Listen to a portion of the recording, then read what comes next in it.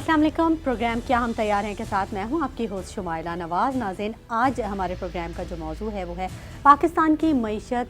पाकिस्तान की मईशत क्यों ज़बूहाली का शिकार है, क्या मसाइल दरपेश हैं, कहाँ पर लापरवाही की जा रही है, हम इस पर बात करेंगे। जबकि दूसरा टॉपिक जो हमारे पास है वो है बलूचिस्तान के मसाइल पर हम बात करेंगे।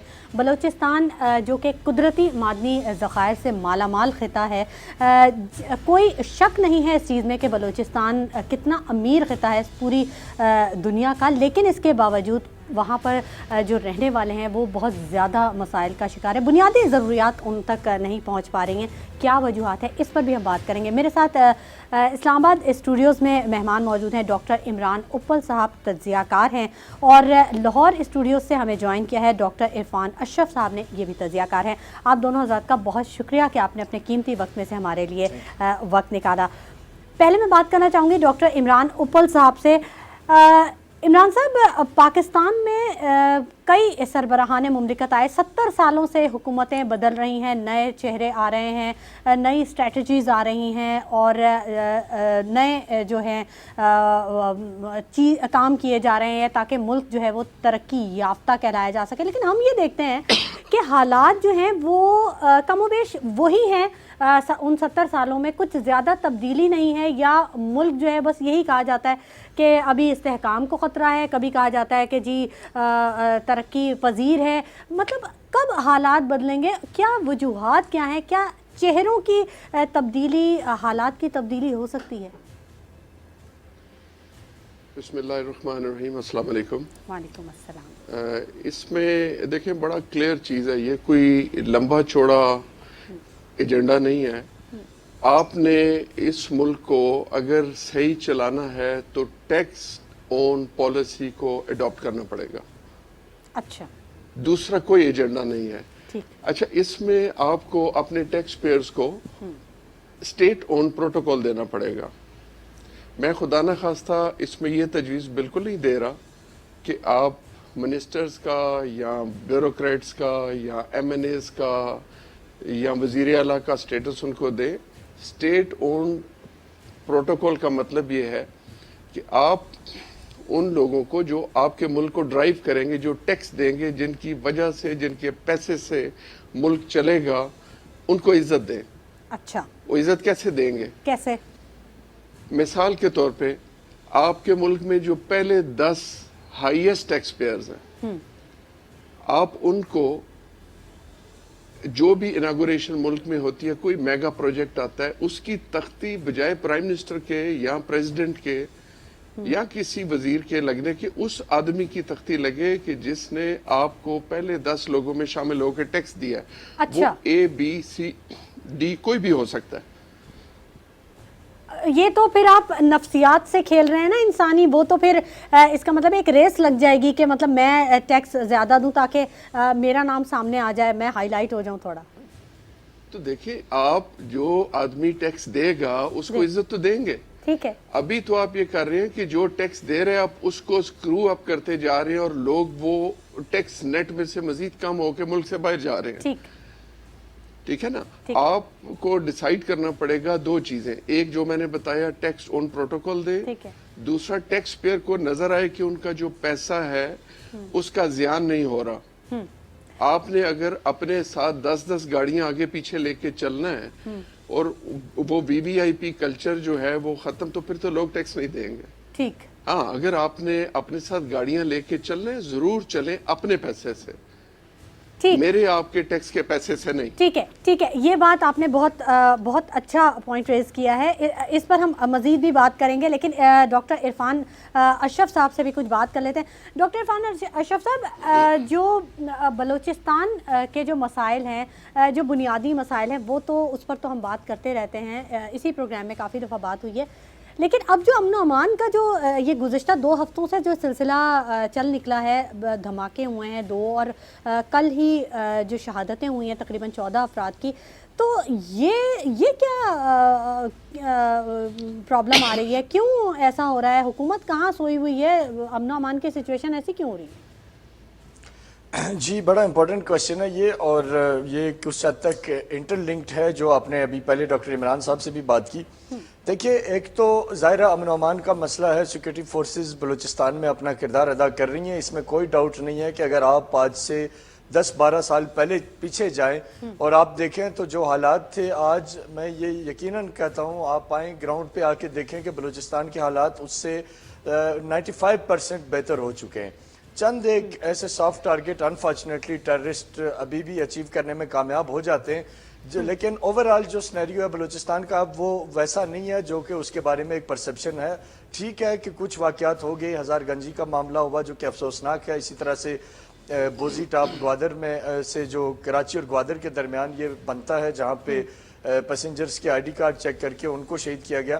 لیکن آپ اس سے اگر تھوڑی سی ڈیٹیل میں جائیں تو یہ سب ہو کیوں رہا ہے بیسیکلی، اور جو بات ڈاکٹر صاحب نے کی کہ ملک معیشت کو تب بہتر کر سکیں گے جب آپ ٹیکس دینے والوں کو پروٹوکول دیں، تو میں اس سے تھوڑا سا اختلاف کر کے آپ کے سوال جو آپ نے مجھ سے کیا میں اس کی طرف بات کو لے کے آؤں گا کہ دیکھیے آپ کو ٹیکس پیئرز کو کوئی بڑا سٹیٹس میگا پروجیکٹس ان سے کروائیں، وہ اچھی بات ہے، ان سے اس کے افتتاح کروائیں، لیکن جو کرنے کی ضرورت ہے وہ کیا ہے کہ جو پاکستان کے پاس اپنا جو پوٹینشیل ہے، جیسے کہ آپ کے پاس گوادر ہے جس کا ماضی میں ایک لمبے عرصے تک کسی نے ایکسپلور ہی نہیں کیا کہ اس کا پوٹینشیل کیا ہے، اس سے پاکستان کہاں تک جا سکتا ہے معاشی طور پہ۔ بہرحال اب ایک انیشیٹو ہوا سی پیک کے بعد، اس پہ کام جاری ہے، اس وقت بڑے بڑے میگا پروجیکٹس گوادر میں چل رہے ہیں جو یقیناً ملک کی معیشت کو بہتری کی طرف لے کے جائیں گے۔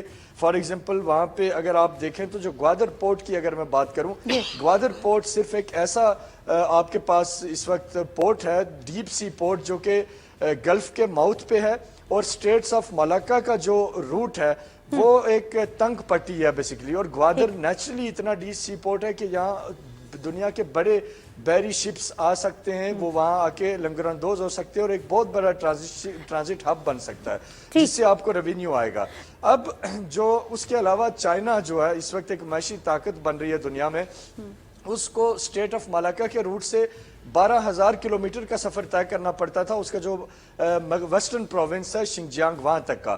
اب یہ ہمارا پورٹ گوادر کی آپریشنل ہو جانے کے بعد چائنا کے شنجیانگ سے گوادر تک جسٹ 3,000 کلومیٹر کا سفر بنتا ہے۔ تو ہمیں کرنے کی یہ ضرورت ہے کہ اس طرح کے جو ہمارے پاس اپنے پوٹینشیل ہیں اس پہ کام کریں، اس پہ بیرونی انویسٹرز کو لائیں، جیسے کہ سی پیک کی صورت میں ایک کام ہمارا چل رہا ہے، بہتر ہو رہا ہے۔ اب امن و امان کی جو صورتحال پہ آپ نے بات کی ہے، بیسیکلی جو فارن پاورز ہیں جو چاہتی ہیں کہ پاکستان کے حالات کو ڈسٹرب رکھا جائے اور پاکستان اکانومیکلی مضبوط نہ ہو، یہ سارے ان کے آپریشنز ہیں، اور کون نہیں جانتا کہ ڈاکٹر اللہ نذر جو کہ بی ایل ایف چلا رہا ہے اس کو ہندوستان سپورٹ کر رہا ہے۔ یہ کس کو نہیں پتا کہ برامداغ بگٹی سوئٹزرلینڈ میں اگر بیٹھا ہے تو وہ ہندوستان کے پیسوں پہ بیٹھا ہے۔ یہ پوری دنیا کو پتا ہے کہ ہری بیار مری ان کے پیسوں پہ پل رہا ہے۔ اور سب سے بڑا مسئلہ ہمارا جو آپ کو سامنے میں رکھنا چاہوں گا کہ ہم سب سے بڑا پرابلم کہ آج دیکھیں ایک دہشت گردی کا واقعہ ہوا، پورا پاکستان تکلیف میں، ہم سب پریشان ہیں، لیکن ہمارے حکمرانوں کو ایک چیز دیکھنی ہوگی کہ آپ ان ٹیررسٹ کے سہولتکاروں کو جب اسمبلی میں بٹھائیں گے، جب سردار اختر مینگل صاحب اسمبلی میں وزیر اعظم کے پاس بیٹھے ہوں گے اور وہ اپنے 6 نکات کا رونا رو رہے ہوں گے، تب آپ کیسے حالات کی بہتری کی توقع رکھ سکتی ہیں؟ سردار اختر مینگل کا سگا بھائی جاوید مینگل دبئی میں بیٹھا اور وہ لشکر بلوچستان کو چلا رہے، اور لشکر بلوچستان ہی وہ دہشت گرد تنظیم ہے جو بلوچستان میں لوگوں کا قتل عام کر رہی ہے۔ تو یہ ریاست کو فیصلہ کرنا ہوگا۔ معاشی طور پہ آپ کو اللہ نے موقع دیا ہے، آپ کا لینڈسکیپ ایسا ہے، آپ جیو اسٹریٹجیکلی اتنی امپورٹنٹ لوکیشن پہ موجود ہیں کہ آپ کے پاس اپرچونٹیز بہت ہیں، لیکن آپ کو اپنے اندر موجود کالی بیڑوں کا جب تک احتساب نہیں کریں گے، جب تک انہیں نہیں پکڑیں گے، جتنا مرضی آپ ٹیکس پیئرز کو تختیاں لگواتے رہیں، جو مرضی کرتے رہیں، جب تک جاوید مینگل جیسے لوگ، ہری بیار مری جیسے لوگ اور ان کے سہولتکار آزاد پھریں گے، ہمارے مسائل حل نہیں ہوں گے۔ ٹھیک ہے، ٹھیک ہے، بالکل درست بات کہی۔ ڈاکٹر عمران اپل صاحب، آپ اتفاق کریں گے ڈاکٹر عرفان اشرف کی بات سے؟ بڑے ویلڈ پوائنٹس ریز کیے ہیں ڈاکٹر عرفان صاحب نے، اور میں بالکل ایگری کرتا ہوں اس سے۔ ٹھیک ہے، ٹھیک ہے۔ اچھا، ہم ٹیکس، آپ ٹیکس کی بات کر رہے تھے، تو ہم تو یہ دیکھتے ہیں ڈاکٹر عمران اپل صاحب کہ ٹیکس ایمنیسٹی اسکیم کو متعارف کروا دیا جاتا ہے، اور ہر حکومت میں ہی ایسا ہوا ہے کہ آپ 100 روپے بچانے کے لیے 2 روپے دیں اور اپنے 98 روپے بچا کے نکل جائیں۔ تو مطلب یہ ایک بڑا نقصان نہیں ہوتا ملک کو، ملک کی معیشت کے لیے؟ میں ویسے حیران ہوتا ہوں کہ یہ 5-6-10 بلین ڈالر سے ملک نہیں چلا کرتے۔ देखिए मैं आप चूंकि मेरी लेकिन इसमें कतरा कतरा गुफ्तगू में समुंदर इको तो आ रही बनता है, है ना सर जी। मुझे सिर्फ 4 मिनट दीजिए, मैं आपको पूरे पॉइंट्स दे देता हूँ। अच्छा, नाजरीन को समझने में भी बड़ी आसानी हो जाएगी और मैं जी। एक गो में बयान कर देता हूँ। ठीक है, ठीक है। देखिए टैक्स प्रोटोकॉल का मेरा मकसद ये कतई नहीं है कि उनको पैसे दिए जाएं, वो आपको पैसे दे रहे हैं मुल्क को, आपने सिर्फ उनको इज्जत देनी है। और वो कैसे दी जा सकती है, मिसाल के तौर पे हमारे मुल्क में जो मैंने ब्यूरोक्रेसी से चेक किया है, जब से पाकिस्तान बना है हमारे तकरीबन 2.25 करोड़ एमुनेशन का लाइसेंस है।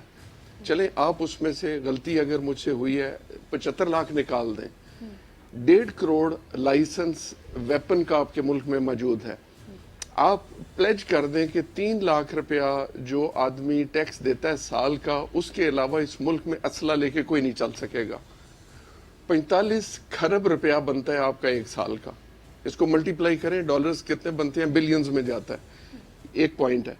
दूसरे पे मैं आता हूँ, सपोज एक आदमी आपको साल में अगर 1 करोड़ टैक्स देता है, उसको आप ब्लू पासपोर्ट दें, उसको रेड पासपोर्ट दें, उसको इज्जत दें ना, ये इज्जत देने का तरीका है। जो आदमी आपने सेट करना है, एफबीआर ने सेट करना है कि क्या क्राइटेरिया होना चाहिए। एक आदमी आपको साल में 50 लाख रुपया टैक्स दे रहा है, आप उससे कहें कि जब आप गाड़ी लेते हैं आपकी जो 1 नंबर की प्लेट है वो पाकिस्तान में बैन हो जाए। सिर्फ जो हायर टैक्स पेयर्स हैं उनको हुकूमत पाकिस्तान ब्लू कलर में नंबर 1 इशू करे, इस पे कोई खर्चा नहीं आता। ये आप उनको इज्जत दे रहे हैं, आप उनको पासपोर्ट दे रहे हैं। मिसाल के तौर पे एक आदमी 5 साल में आपको 30 करोड़ रुपए का टैक्स देता है, आप उसे कहें कि 5 साल में आपने जिस मुल्क से जौन सी गाड़ी मंगवानी है आपको कस्टम फ्री होगा, दौड़ लगेगी, लोग आएंगे उसके अंदर, लोग पैसा देंगे। तो मेरा मकसद सिर्फ ये है कि आपका खर्चे के बगैर उनको कार्ड्स इशू करें जो लोअर टैक्स पेयर हैं। उनको अगर कोई जेल में खुदा न खास्ता चला जाता है उसको B क्लास दें। आप जैसे मैंने पासपोर्ट का कहा, मेगा प्रोजेक्ट का जैसे मैंने जिक्र किया, आप इन लोगों की तख्तियां लगाएं ताकि मुल्क में टैक्स देने के लिए रेस लगे, लोग लाइन में खड़े होकर टैक्स जमा कराएं, ना कि एफबीआर लोगों के पीछे भागता रहे कि आप टैक्स जमा करवाएं। तो जब तक आप उनको स्टेट ओन प्रोटोकॉल नहीं देंगे ये टैक्स का निज़ाम जो है बेहतर नहीं होगा। और ये ज़हन में रखें कि हम इंग्लैंड से 5 गुना पॉपुलेशन ज्यादा है। ठीक, आदि भी कर दें, 20% टैक्स भी कलेक्ट कर लें जो पॉलिसी मैं दे रहा हूँ, तो आपका इंग्लैंड से कई गुना टैक्स बढ़ जाता है। ठीक है डॉक्टर इमरान उपल साहब, ये तो बात ठीक है, लेकिन अवाम तो जो सदर, वजीर आज़म, MNAs, MPAs हैं उनके प्रोटोकॉल से परेशान है।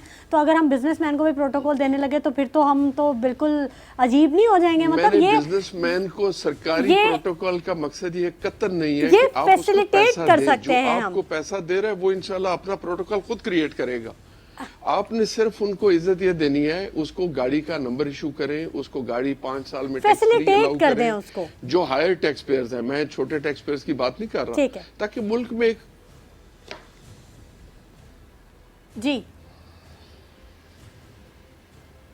जी डॉक्टर इमरान उपल साहब आपकी आवाज नहीं पहुंच रही हम तक। ठीक है, अच्छा डॉक्टर इमरान अशरफ साहब, मैं आपसे ये पूछना चाहूँगी, आपने सरदार अख्तर मेंगल के जो 6 नुकात हैं उस पर आप बात कर रहे थे। मुझे ये बताइए क्या ये नुकात दुरुस्त हैं क्या, या ये गवर्नमेंट को ब्लैकमेलिंग शुरू कर दी है इन्होंने? देखिए शमाइला, सरदार अख्तर मेंगल साहब यकीनन एक कबायली शख्सियत हैं और बड़े मोहतरम हैं, लेकिन जब हम हकाइक पे नज़र दौड़ाएं और पिछले 12, 13, 15 साल के अगर हम अदादो शुमार पे जाएं, उससे पुरानी बात हम नहीं करते जब वो वज़ीर आला थे, उनके वालिद वज़ीर आला बलूचिस्तान रहे, उसके बाद उनकी फैमिली इक़्तिदार का हिस्सा रही और आज खुद भी वो प्राइम मिनिस्टर इमरान खान के राइट हैंड हैं। लेकिन अनफॉर्चुनेटली वो एक इस वक्त जो मुझे जो नज़र आ रहा है और जो ग्राउंड रियलिटी है कि आप अगर कभी वड चली जाएं, कभी खुशदार चली जाएं, तो आप यकीन करें आप परेशान हो जाएंगी कि क्या ये उन सरदार अख्तर मेंगल साहब का इलाका है जो इतने बलोचों के खुद को हमदर्द कहलाते हैं। और उनके हालात ये हैं कि वहाँ आपको अगर हॉस्पिटल जाएंगी तो आपको बड़ा अफसोस होगा, वहाँ पे किसी किस्म की फैसिलिटी नहीं है, इवन फर्स्ट एड की फैसिलिटी भी खुशदार के हॉस्पिटल में आपको नहीं मिलेगी। अब होता क्या है कि जो FC बलूचिस्तान है وہ اپنے طور پہ بیچارے کوئی کہیں میڈیسن کر رہے ہیں, کہیں آئی کیمپس لگا رہے ہیں, جو کہ ان کا کام نہیں ہے, لیکن وہ کر رہے ہیں, اور بہرحال ہمیں اپریشیٹ کرنا چاہیے کہ وہ کر رہے ہیں.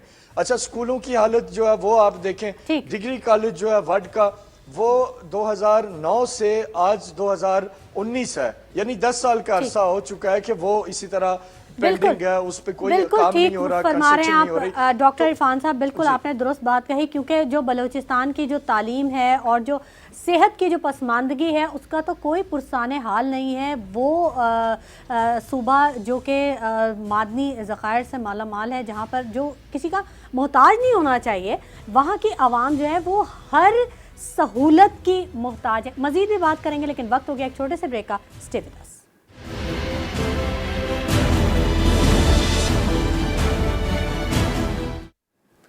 پروگرام میں ایک مرتبہ پھر آپ کو خوش آمدید کہیں گے. ناظرین, پاکستان کی معیشت اور بلوچستان کے جو مسائل ہیں, یہ آج کا ہمارا ٹاپک ہے, اور ڈاکٹر عمران اپل صاحب اسلام آباد اسٹوڈیو سے ہمارے ساتھ ہیں, جبکہ لاہور اسٹوڈیو سے ہمیں ڈاکٹر عرفان اشرف صاحب ہمارے سوالوں کے جواب دے رہے ہیں. ڈاکٹر عمران اپل صاحب, بریک پر جانے سے پہلے آپ کی لائن ڈراپ ہو گئی تھی, کچھ ٹیکنیکل فالٹ آ گیا تھا. میں آپ سے یہ پوچھنا چاہ رہی تھی کہ جو ہم فیسیلیٹیٹ کریں گے بزنس مین طبقے کو, اس سے یا ہم انہیں آنر کرتے ہیں, تو اس سے ملک کی معیشت جو ہے وہ سنبھل سکتی ہے. مطلب یہ آپ سجیسٹ کر رہے ہیں گورنمنٹ کو؟ دیکھیے, میں آپ کو جو بات کر رہا ہوں, میرا مقصد ہے کہ ریورس مائگریشن ہو. پاکستانی لوگوں نے جو دنیا بھر میں اتنی دولت بنائی اور وہ ملک میں آنا چاہتے ہیں, لیکن یہ ایک وجہ ہے جس کی وجہ سے لوگ نہیں آتے, اور مجھے نہیں سمجھ آتی کہ سربراہ مملکت اس چیز کو کیوں نہیں سوچتے. یہ بڑا سمپل سی ایک بات ہے. جو لو ٹیکس پیئرز ہیں, جو 50,000 سال کا دیتا ہے, لاکھ روپیہ دیتا ہے, آپ ان کو کارڈز ایشو کریں. جس جگہ ملک میں جائیں, جس معاشرے میں جائیں, ان کے لیے کیو نہیں ہونی چاہیے. وہ کیو کو بائی پاس کر کے آگے جائیں, تاکہ لوگ جو 100-150 لوگ کھڑے ہیں کیو کے اندر, وہ پوچھیں یہ لوگ کون ہیں جو ہمیں کراس کر کے آگے ہیں. وہ کاؤنٹر پہ بیٹھا آدمی بتائے کہ جی یہ ٹیکس پیئر ہے, یہ اس کا کارڈ ہے, اس کی پریورٹی ہے, یہ پروٹوکول میں کہہ رہا ہوں اس کو دیں. آپ نے خدا نہ خواستہ حکومت نے اس کو پیسہ نہیں دینا, پیسہ وہ آپ کے ملک کو دے رہا ہے, اپنے ملک کو دے رہا ہے, یہاں تو اپنے اوپر بھی لگائے گا. جی عمران صاحب, یہاں تو ہم یہ سوال اٹھاتے ہیں کہ جو یہ 80 گاڑیوں کا جو پروٹوکول ملتا ہے وزیر اعلیٰ یا وزیر اعظم یا جو گورنر صاحب کو, تو یہ بڑا تکلیف دہ ہوتا ہے ان عوام کے لیے. وہ بڑا اپنے آپ کو کمتر سمجھتے ہیں. ایک ایم پی اے یا ایک ایم این اے جو ہوتا ہے, اس کا اتنا زیادہ پروٹوکول ہوتا ہے کہ دوسری جو بیچاری عوام ہوتی ہے وہ تو اپنے آپ کو شاید کیڑے مکوڑے سمجھتی ہے, اور انہیں یہ ریلائز بھی کرایا جاتا ہے, مطلب پاور شو کیا جاتا ہے. یہ تو آپ سٹنگ لوگوں کی بات کر رہی ہیں. ادھر تو جو 20 سال پہلے صدر ریٹائر ہوئے اس کو سارا پروٹوکول مل رہا ہے. دیکھیں یہ بھی غلط ہے. ٹیکس والے لوگوں کو دکھ ہوتا ہے. بالکل اپنے پیسے سے, اپنی جیب سے ہمیں کوئی اعتراض نہیں, 20 کی جگہ 40 گاڑیاں آگے چلائیں, 40 پیچھے چلائیں, بالکل. لیکن ٹیکس پیئر کے پیسے سے یہ گاڑیاں جب چلاتے ہیں تو ٹیکس پیئر کو دکھ ہوتا ہے. بالکل بالکل آپ درست کہہ رہے ہیں, اور یقیناً اس موضوع پہ ضرور بات ہونی چاہیے کہ یہ جو پروٹوکول ہے گورنمنٹ کے افسران کا, جو کہ ہمیں اپنے نوکر کہتے ہیں, یہ نوکر والی بات تو خیر کہیں ہے ہی نہیں, یہ تو بڑا شاہانہ انداز ہوتا ہے ان کا. بہرحال ڈاکٹر عرفان اشرف صاحب, آپ سے جب بات ہو رہی تھی تو آپ نے بلوچستان کی تعلیم اور صحت کے حوالے سے کچھ پوائنٹس کہے تھے. آپ نے بتایا کہ وہاں پر بہت زیادہ برا حال ہے, خضدار وغیرہ میں خاص طور پہ طبی امداد کے مراکز کوئی نہیں, اور جو ہاسپٹل ہیں تو وہاں پر فرسٹ ایڈ تک نہیں موجود ہے. تو کون ذمہ دار ہے اس کا؟ یہ وفاقی حکومت اس کی ذمہ داری قبول کرنا چاہیے اس کو, یا پھر وہاں کے جو قبائل ہیں, جو سرداری سسٹم ہے, کون رکاوٹ اصل کون ہے وہاں پر کام کرنے کے لیے؟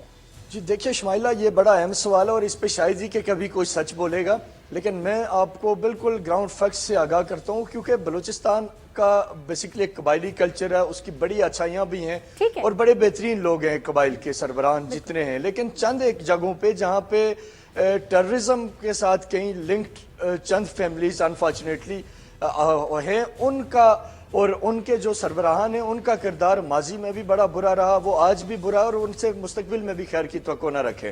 میں ایک جو سردار اختر مینگل کے علاقے کی بات اس لیے کر رہا ہوں کیونکہ ان کو زیادہ لوگ جانتے ہیں، بینگ پولیٹیکل فگر، اور ان کے پرائم منسٹر سے ملاقاتیں اور ان کے نکات وغیرہ۔ تو اب اس وقت جو میں نے آپ کو بتایا کہ ایجوکیشن کے حالات ہیں خزدار بیلٹ میں، وڈ میں، تو آپ کبھی یہ نہیں مانیں گی کہ یہاں سے کبھی کوئی ایم این اے سلیکٹ ہوا ہے یا یہاں سے عوام نے کبھی کسی ایم پی اے کو بھی منتخب کیا۔ وہاں کی حالت زار یہ ہے، سکولوں کی، بازاروں کی ساری، لیکن اس سے بھی بڑھ کے جو بڑا مسئلہ آر سی ڈی شاہراہ دیکھیں آپ، خزدار وڈ سے گزر کے یہ آتی ہے۔ سردار اختر مینگل کے بڑے بڑے مطالبات ہیں، جی مسنگ پرسن کو راہ کرو، یہ کرو، وہ کرو۔ مسنگ پرسن تو یہ وہی مسنگ پرسن ہے جنہوں نے کل گوادر میں 14 لوگوں کو شہید کر دیا، یہ وہی مسنگ پرسن ہے جن میں سے کوئی ایک آیا اور اس دن ہزار گنجی میں اس نے خود کو بلاسٹ کر کے اڑا دیا۔ یہ اصل میں سارے کے سارے افغانستان لے جائے گئے ہیں ایک منظم پلاننگ کے تحت، ان کو وہاں ٹریننگ دی جاتی ہے، انہیں واپس بھیجا جاتا ہے پاکستان کو ڈی اسٹیبلائز کرنے کے لیے۔ ان کا تو انہیں خیال آ جاتا ہے، لیکن کیا سردار اختر مینگل کو کبھی یہ خیال نہیں آیا کہ آر سی ڈی شاہراہ کو ڈبل کرنے کا مطالبہ کر دیں، جہاں ہر ہفتے میں ایک ایکسیڈنٹ ہو رہا ہے اور وہاں 10 12 15 لوگ شہید ہو رہے ہیں؟ کیا یہ پولیٹیکل ان کا مطالبہ نہیں ہونا چاہیے؟ کبھی نہیں بولے اس پہ، کبھی نہیں، کبھی انہوں نے اپنے ہاں یونیورسٹی کا مطالبہ نہیں کیا۔ خزدار میں اگر آج جو یونیورسٹی چل رہی ہے وہ میں سمجھتا ہوں کہ افواج پاکستان کی کو یہ کریڈٹ جاتا ہے کہ انہوں نے اس پہ کچھ کام کر کے وہاں وہ ماحول بنایا کہ وہ یونیورسٹی پڑھنے کے قابل ہو، سٹوڈنٹس جائیں، اور اب وہ ماشاءاللہ ایک بہترین یونیورسٹی ہے۔ اسی طریقے سے آپ کو بلوچستان میں ایف سی اور ان کے سکولوں کے علاوہ کوئی نظر ہی نہیں آئے گا کہ سول گورنمنٹ کا کہیں کوئی انفراسٹرکچر موجود ہے جو کہ فنکشنل ہے، جو کچھ کر رہا ہے۔ جہاں جہاں آپ کو کوئی پازیٹیو کام نظر آئے گا وہ فورسز اپنے بجٹ سے کر رہی ہوں گی یا دیگر چیزوں سے کر رہی ہوں گی۔ تو میرا صرف یہ کنسرن ہے کہ جب تک یہ وہاں کے سردار چند ایک، اب میں آپ کو کل کی بات بتاؤں، کل یہ ہوا کہ ایک پٹ فیڈر جو ڈیرہ مراد جمالی اور ڈیلہ اللہ یار خان کے جو ایکسین ہیں آپاشی کے، ان کو رنگے ہاتھوں پکڑا گیا، 20 لاکھ روپے رشوت، ویڈیو موجود ہے، ساری چیزیں آن ایئر ہوئیں، اور اس کے باوجود صوبائی حکومت کے ایک وزیر ان کو ڈیفنس کر رہے تھے، وہ نہیں چاہتے تھے کہ یہ جائیں۔ تو جب تک وہ لوکل لوگ رول پلے نہیں کریں گے، وفاقی حکومت پہ کب تک آپ ملبہ ڈالیں گے؟ وفاقی حکومت نے اپنا کردار ادا کیا ہے۔ گوادر آپ کے پاس ایک ایسی چیز ہے جس کو ایکسپلور کیا ہے، اور 2004 میں جنم شرف کے دور میں یہ پھر بات وہیں آ جاتی ہے، جنم شرف کے دور میں یہ جو آپ کی کوسٹل ہائی وے ہے اس کو بنایا گیا دوبارہ سے، اور اب گوادر کا پوٹینشیل ہے کہ دنیا کی نظریں اس پہ، پوری دنیا آ رہی ہے، سعودی عرب وہاں آئل ریفائنری لگا رہا ہے، چائنا وہاں انوالو ہے، باقی ملک وہاں آئیں گے، آپ کے پاس جابز کریٹ ہوں گی، ساری چیزیں ہیں۔ لیکن جب تک یہ لوکل سردار اپنا رول پلے نہیں کریں گے، اور اگر یہ رول پلے نہیں کرتے تو آپ کے پاس سیکنڈ لیڈرشپ تیار ہے، بلیو می ان کے جانے سے کوئی فرق نہیں پڑتا۔ ٹھیک ہے، یہی تو دکھ ہے کہ گوادر یا سی پیک جو ہے وہ پاکستان کے لیے ایک سنگ میل ہو سکتا ہے پاکستان کی معاشی ترقی کے لیے، یہی تو دکھ ہے ہمارے دشمنوں کو ڈاکٹر صاحب، یہی تو ساری وجہ ہے کہ بلوچستان کے جو حالات ہیں وہ اس قدر خراب کیے جا رہے ہیں، اور وہاں معصوم لوگوں کو افغانستان میں انٹرن انٹیلیجنس ایجنسی را کے زیر صدارت پراپر اجلاس ہوتے ہیں، اور اس میں یہی مسنگ پرسن جن کو اختر مینگل صاحب کہتے ہیں کہ بازیاب کراؤ، یہ وہاں افغانستان میں قندھار میں، کابل میں، زابل میں اور دوسرے علاقوں میں این ڈی ایس اور را کے ساتھ بیٹھ کے میٹنگز کر رہے ہوتے ہیں اور پلاننگ کرتے ہیں اور اس کو ایگزیکیوٹ کرتے ہیں۔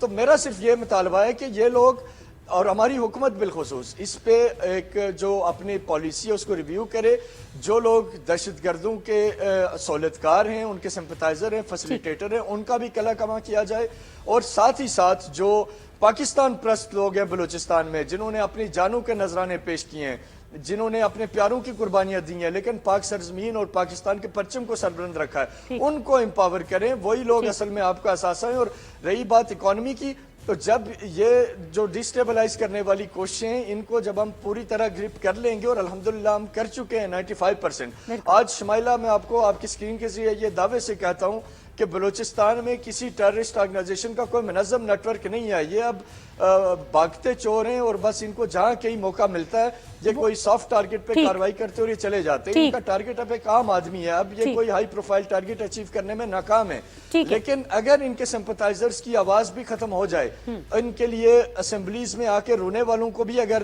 روک دیا جائے، یہ بڑی اہم بات ہے جو ہمارے حکام بالا کو سوچنی چاہیے۔ تو میں دعوے سے کہتا ہوں کہ یہ ٹیررسٹ جو 2-4% یا اس سے بھی کم رہ گئے یا اپنی موت آپ مر جائیں گے. پاکستان ایک خوشحالی کے سفر کی طرف چل پڑا ہے.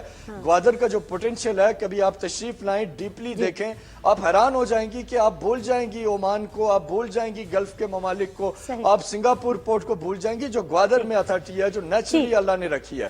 صرف اس کو ایکسپلور کرنے کے لیے ہمیں اس طرح کے جو نیگیٹو ایلیمنٹس ہیں ان کو کم از کم روکنا ہوگا, ان کی سرکوبی کرنی ہوگا. یہ ہمارا رائٹ ہے, یہ پوری دنیا کرتی ہے. بالکل نیگیٹو جو ایلیمنٹس ہیں ان کی سرکوبی کرنی پڑے گی اور ان کو راستے سے ہٹانا پڑے گا. اور پاک آرمی نے اپنا کردار ادا کیا اور بہت احسن طریقے سے کردار ادا کیا, یقیناً آئندہ آنے والے دنوں میں بھی مزید کامیابیاں سمیٹے گی. وقت ہو گیا ایک بریک کا, ہمارے ساتھ رہیے گا.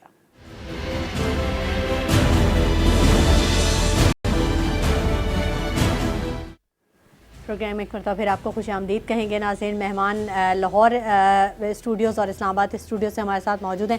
ڈاکٹر عمران اپل صاحب اسلام آباد اسٹوڈیوز میں موجود ہیں, جبکہ ڈاکٹر عرفان اشرف صاحب لاہور اسٹوڈیوز میں موجود ہیں. ہمارے سوالوں کے جواب دے رہے ہیں. بات ہم کر رہے ہیں پاکستان کی معیشت اور بلوچستان کے مسائل پر. ڈاکٹر عمران اپل صاحب, ہم یہ دیکھتے ہیں, ایکسپیرینس یہ ہے کہ ایک معمولی سرکاری ملازمت کے لیے جب ہم وہاں اپلائی کرتے ہیں تو ہمارا کرمنل ریکارڈ دیکھا جاتا ہے کہ کسی تھانے میں کوئی ریکارڈ تو نہیں ہے ہمارا, ہمیں سرکاری ملازمت نہیں مل سکتی, خواہ وہ ایک کلرک کی ہی کیوں نہ ہو یا وہ کسی اور کی غلطی کیوں نہ ہو. وہ کرمنل ریکارڈ اگر ہم اس میں آ گئے ہیں تو ہمیں وہ ملازمت نہیں مل سکتی. لیکن اگر ہم دیکھیں ایم این اے, ایم پی ایز یا پھر صدر, وزیر اعظم, ان پر اتنے الزامات, ان پہ اتنے کیسز, ان کو جیل کی سزائیں, اس کے باوجود انہیں وہ بڑے عہدوں پہ اسٹیبل رکھا جاتا ہے. کیوں یہ دو نظام کیوں چل رہے ہیں؟ ہمارے لیے قانون کچھ ہے, ایک عام عوام کے لیے قانون کچھ ہے اور اشرافیہ کے لیے قانون کچھ ہے. کیوں ایسا کیوں؟ اصل میں ان لوگوں کا مقصد جو ہے, اس میں پیسہ اتنا زیادہ ہے, اس میں پاور اتنی زیادہ ہے, اس کی وجہ سے یہ لوگ اس طرف آتے ہیں. آپ دیکھیں جیسے میں نے کہا کہ جب تک آپ ٹیکس نظام کو ٹھیک نہیں کریں گے ملک نہیں چلے گا, اور وہ بہت ایزی ہے. انگلینڈ کے مقابلے میں ہمارا ٹیکس ریونیو بہت بڑھ سکتا ہے, اس کو سسٹمیٹیکلی کریں. جیسے میں نے بتایا جو لو میں بات کر رہا تھا, جیسے لو ٹیکس پیئرز ہیں ان کو اسپیشل کارڈ دیں. ایک غریب آدمی ہے, اکانومی کلاس میں سفر کر رہا ہے, ایئرپورٹ پہ آپ اس کے لیے سی جے پی لاؤنج کھول دیں, اس میں خرچہ تو کوئی نہیں ہے حکومت کا, اس کو فیل ہوگا کہ مجھے عزت دی گئی ہے. کیوز کا جو نظام ہے وہ پورے ملک میں ہے, وہ بائی پاس کر کے آگے چلا جائے. میں نے آپ کو 45 کھرب روپیہ ایک سال کا کیلکولیٹ سمپل دے دی ہے کہ 1.5 کروڑ ایمونیشن کا جو لائسنس ہے وہ صرف وہ آدمی ویپن کیری کر سکتا ہے جو 3 لاکھ کم از کم آپ کو سال کا ٹیکس دے رہا ہے. اس کے علاوہ آپ اس کو پابندی کریں, جو قانون بنانا چاہتے ہیں وہ بنائیں. اناگوریشن جو ملک میں بڑی چیز ہو, وہ جو ٹاپ 10 ہیں, جو بھی 10 بڑے لوگ ٹیکس پیئرز ہیں جو بلینز میں ہیں, ان کو نومینیٹ کریں, تختیاں ان کی لگیں, why prime minister, why president, why army chief.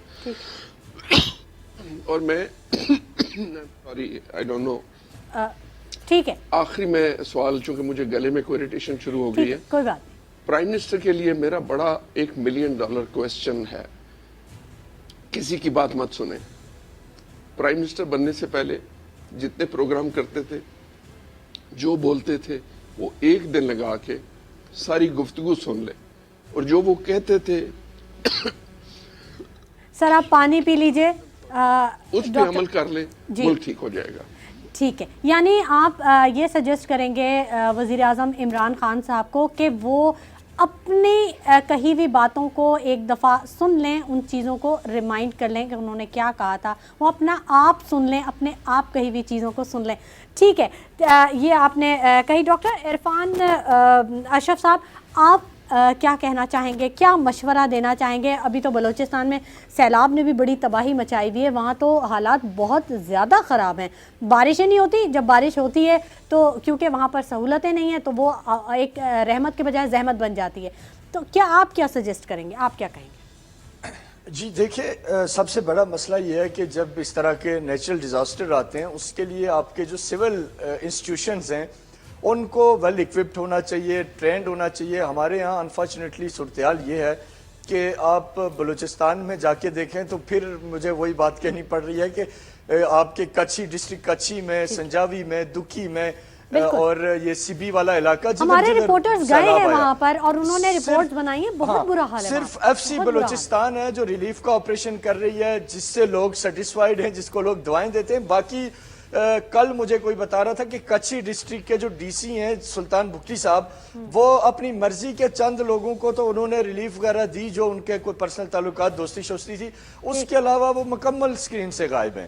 تو یہ جو معاملات ہیں اس طرح سے نہیں چلتے. ہمارے جو اسٹیٹ انسٹیٹیوشنز ہیں ان کو اپنا اپنا کردار ادا کرنا ہوگا. صرف ایک ادارے کو آپ اگر سیلاب میں بھی لائیں گے، ایک ادارے کو زلزلے میں بھی کرنا ہے، ایک ادارے نے سیکیورٹی بھی سیکیور کرنی ہے، ایک ادارے نے گوادر کا جو آپ کا روٹ ہے سی پیک اس کو بھی سیکیور کرنا ہے، تو وہ ایک ادارہ کیا کیا کرے. اور پھر اوپر سے انڈیا سر پہ بیٹھا ہوا، اس کے ساتھ بھی جنگ لڑنی ہے، افغانستان کی بارڈر کو بھی سنبھالنا ہے، ایران کے معاملات ایران بھی کر رہا ہے. تو مطلب ہمارے یہ جو سول ایڈمنسٹریشن کے ادارے ہیں، اب بلوچستان میں سی ایم بڑے بہترین آدمی ہیں، جام کمال، اور وہ کچھ کرنے کی ول رکھتے ہیں، لیکن انفارچونیٹلی جو ان کے نیچے جو ادارے ہیں وہ اس وقت پیرالائز ہیں، جو کہ ایک حقیقت ہے اگر کوئی مانے یا نہ مانے. ان اداروں کو جب آپ ایک دفعہ سے کھڑا کریں گے، اپ لفٹ کریں گے، اچھے آفیسرز لے کے آئیں.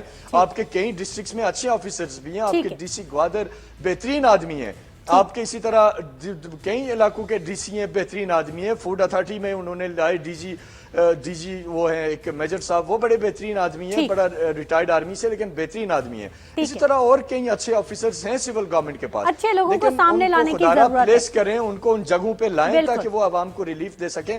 تو یہی میرے خیال سے مسائل کا حل ہے. بہتر آدمی کو اس کی پوزیشن دیں، اس کی جگہ دیں، اور سول ایڈمنسٹریشنز کو اپلفٹ کریں، کھڑا کریں اپنے قدم. ٹھیک ہے، بہت شکریہ ڈاکٹر عرفان اشرف صاحب آپ کی تشریف آوری کے لیے اور آپ کے مشوروں کے لیے. ڈاکٹر عمران اپل صاحب آپ کی تشریف آوری کے لیے بہت شکریہ. بہت اچھے سجیشنز آپ نے دیے اور مجھے یقین ہے کہ نیوز ون کے پلیٹ فارم سے یہ سجیشنز جب صاحب اقتدار تک پہنچیں گے تو یقیناً وہ اس پر ضرور سوچیں گے، ضرور بات کریں گے اور اقدامات بھی اٹھائیں گے. حکومت کے لیے بہت ضروری ہے کہ وہ ایسے اقدامات اٹھائے، درست سمت کا تعین کرے اور یہ تمام اقدامات کرے تاکہ ملک کو اس جنجال سے، ان چیلنجز سے نکالا جا سکے اور ہمارا ملک جو کہ ایک جنت ہے ہماری اس خطے پر، وہ حقیقتاً جنت نظیر ملک کا منظر پیش کر سکے. اسی کے ساتھ شمائلہ نواز کو اجازت دیجیے. اپنا بہت خیال رکھیے گا. اللہ نگہبان.